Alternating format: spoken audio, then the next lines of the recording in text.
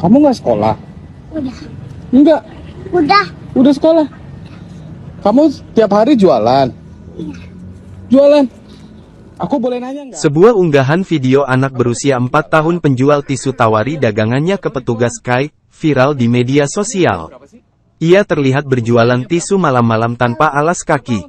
Video tersebut menarik perhatian warganet yang terenyuh melihat usaha anak kecil tersebut.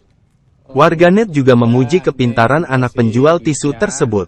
Meski usianya masih 4 tahun, anak tersebut cakap menawarkan tisu kepada pembeli.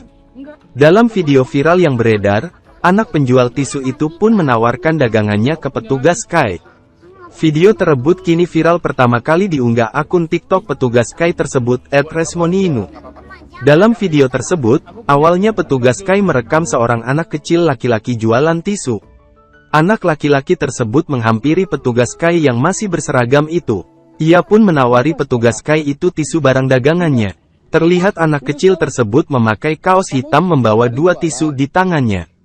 Anak penjual tisu itu juga terlihat tak mengenakan alas kaki. Kemudian, petugas KAI bertanya kepada anak penjual tisu tersebut apakah anak tersebut tak sekolah.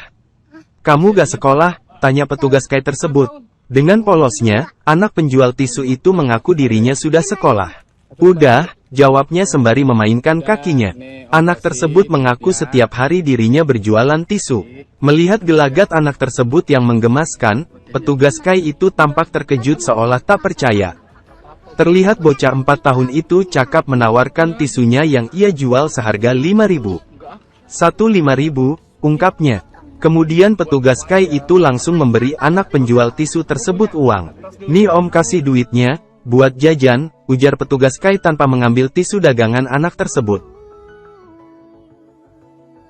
Terima kasih sudah nonton. Jangan lupa like, subscribe, dan share ya.